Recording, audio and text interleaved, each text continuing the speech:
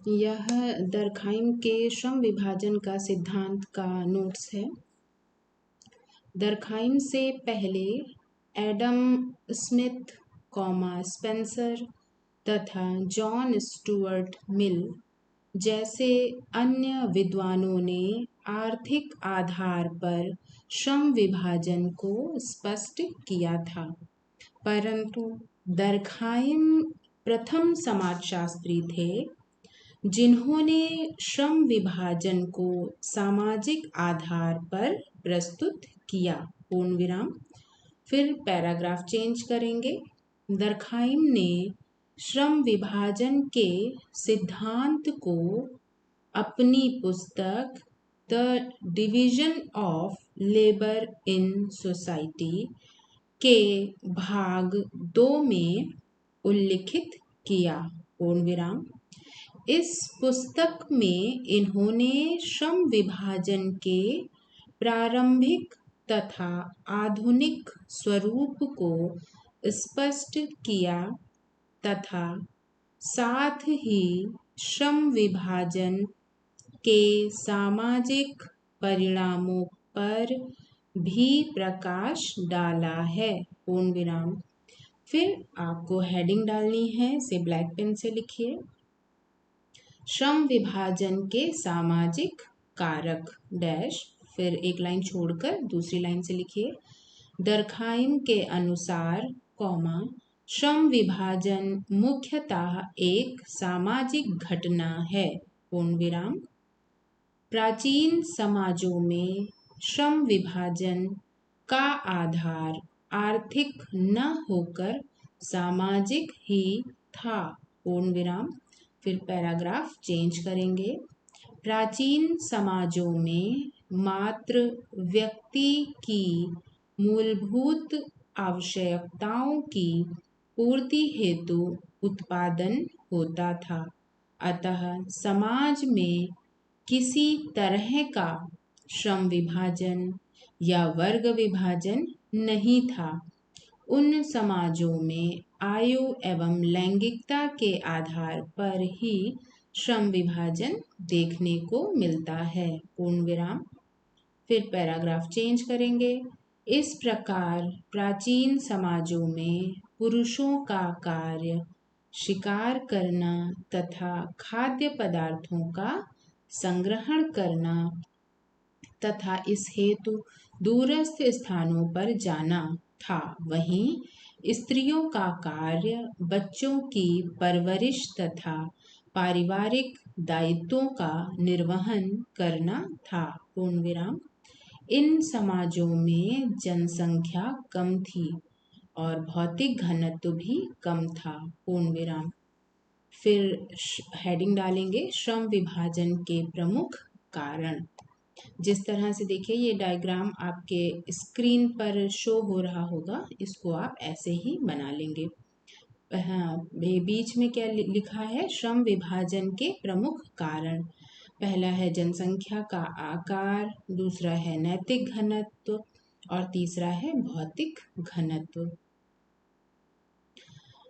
सामाजिक विकास की प्रक्रिया के दौरान अनेकों ऐसी दशाएं उत्पन्न हुई जिन्हें श्रम विभाजन के प्रमुख कारकों के रूप में स्वीकृत किया जा सकता है। पूर्ण विराम।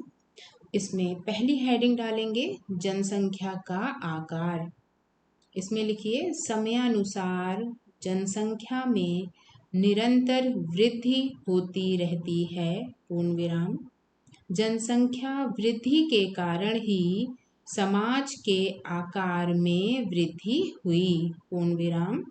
जैसे जैसे किसी समाज की जनसंख्या का आकार बढ़ता है, वैसे वैसे ही व्यक्तियों की आवश्यकताएं भी बढ़ने लगती हैं। पूर्ण विराम। यह दशा श्रम विभाजन को प्रोत्साहन देती है। पूर्ण विराम। फिर दूसरा हेडिंग भौतिक घनत्व। दरखाइम के अनुसार भौतिक घनत्व का तात्पर्य जनसंख्या के उस घनत्व से है जो किसी क्षेत्र विशेष में पाया जाता है। पूर्ण विराम।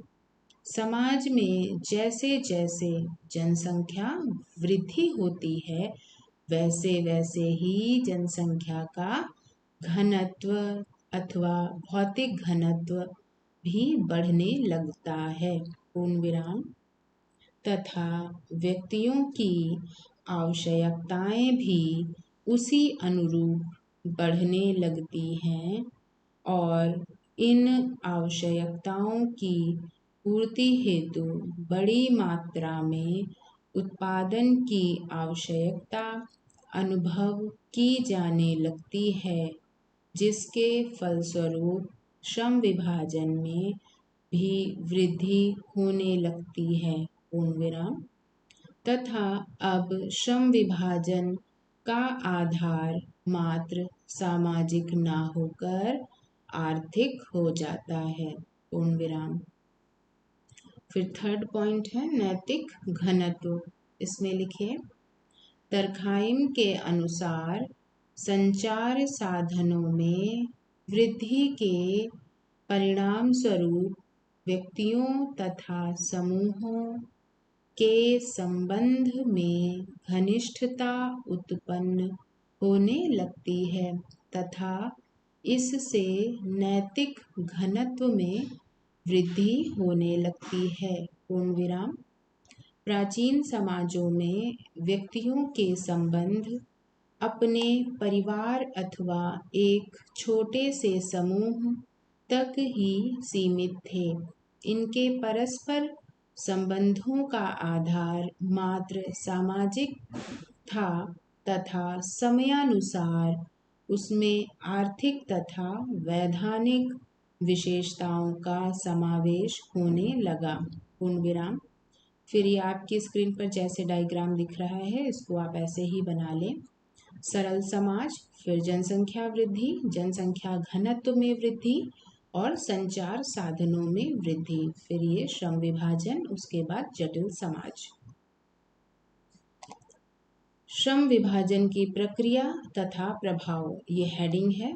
फिर लिखिए, दरखाइम के अनुसार इन्वर्टेड कॉमा में श्रम विभाजन समाजों के आकार तथा घनत्व के प्रत्यक्ष अनुपात में बढ़ता है एवं सामाजिक विकास की दशा में यदि इसमें निरंतर वृद्धि होती है तो इसका तात्पर्य भी यही है कि उन समाजों के आकार तथा घनत्व में नियमित रूप से वृद्धि हो रही है। पूर्ण विराम और इन्वर्टेड कॉमा बंद। श्रम विभाजन के अंतर्गत सभी व्यक्ति एक दूसरे से भिन्न कार्यों के आधार पर विभेदीकृत हो जाते हैं। पूर्ण विराम।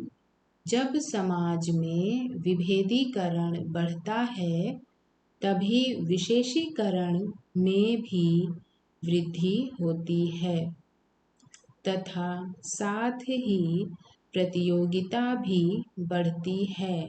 पूर्ण विराम। उदाहरण, किसी डॉक्टर की प्रतियोगिता डॉक्टर से, कॉमा, व्यापारियों की प्रतियोगिता व्यापारियों से। पूर्ण विराम। फिर पैराग्राफ चेंज करेंगे। दरखाइम ने स्पष्ट किया कि श्रम विभाजन की प्रक्रिया के आधार पर ही समाज में विभिन्न परिवर्तन होते हैं। पूर्ण विराम। और यही परिवर्तन सामाजिक संरचना में भी परिवर्तन उत्पन्न करते हैं। पूर्ण विराम। फिर हेडिंग डालेंगे, श्रम विभाजन की विशेषताएं। ऐसे ही डायग्राम बना लेंगे। बीच में लिखा है श्रम विभाजन की विशेषताएं। पहली विशेषता विशेषीकरण, दूसरी प्रतियोगिता, फिर कार्य का महत्व, उसके बाद पारस्परिक निर्भरता, नेक्स्ट है सहयोग, इसके बाद व्यक्तिवाद और अंतिम है वर्ग संघर्ष। ठीक है, तो पहला हेडिंग डालेंगे विशेषीकरण डैश, समाज में जैसे जैसे श्रम विभाजन बढ़ता है साथ ही विशेषीकरण में भी वृद्धि होने लगती है। पूर्ण विराम।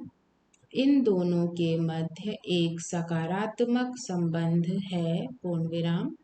श्रम विभाजन के द्वारा व्यक्ति किसी विशेष कार्य में निपुण हो जाते हैं। पूर्ण विराम। कालांतर में संपूर्ण समाज विभिन्न विशेषीकृत वर्गों में विभक्त हो जाता है। पूर्ण विराम। फिर दूसरी हेडिंग है आपकी प्रतियोगिता।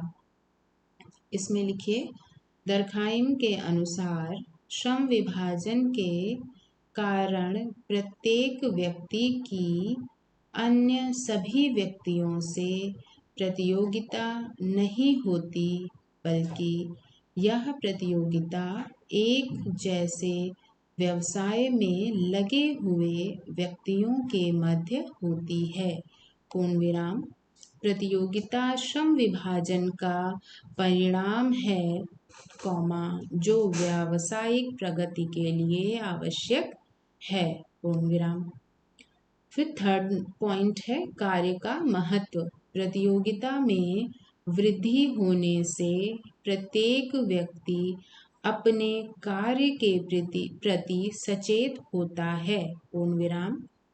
समाज में विशेष व्यक्ति वर्ग के द्वारा विशेष कार्यों का प्रतिपादन किया जाता है तथा वह कार्य अन्य व्यक्तियों के द्वारा कुशलतापूर्वक किया जाना कठिन होता है। इससे श्रम के प्रति व्यक्ति की निष्ठा भी बढ़ने लगती है। पूर्ण विराम। फिर नेक्स्ट पॉइंट है पारस्परिक निर्भरता। प्राचीन समाजों में साधारणतया एक व्यक्ति अपनी आवश्यकताओं से संबंधित समस्त कार्यों को स्वयं कर लेता था, परंतु श्रम विभाजन के परिणाम स्वरूप व्यक्तियों के मध्य पारस्परिक निर्भरता में भी वृद्धि हुई है। पूर्ण विराम। फिर नेक्स्ट है सहयोग। श्रम विभाजन ने पारस्परिक निर्भरता में वृद्धि की है।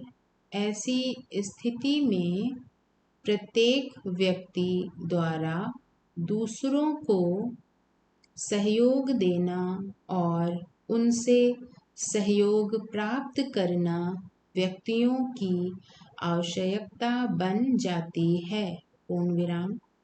फिर सिक्स्थ पॉइंट है, हेडिंग डालिए व्यक्तिवाद या व्यक्तिवादिता डैश। इसमें लिखिए, श्रम विभाजन के कारण व्यक्ति जब किसी विशेष कार्य में अधिक निपुण हो जाता है तो व्यक्ति अपने कार्यों के महत्व को समझने लगता है। पूर्ण विराम। दर्खाइम के अनुसार श्रम विभाजन से व्यक्तिवाद बढ़ता है, लेकिन यह व्यक्तिवाद पूरी तरह से अहंवादी नहीं होता है। पूर्ण विराम। फिर सेवेंथ पॉइंट है वर्ग संघर्ष। श्रम विभाजन व्यक्तिवाद को प्रोत्साहित करने के साथ ही वर्ग संघर्ष की स्थिति को भी जन्म देता है। पूर्ण विराम।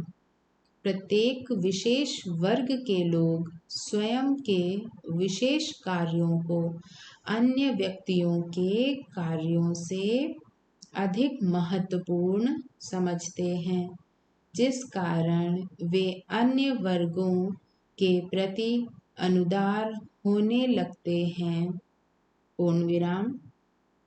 यह दशा समाज को अनेक ऐसे वर्गों में विभाजित कर देती है जो स्वयं को दूसरों से पृथक मानने लगते हैं। पूर्ण विराम।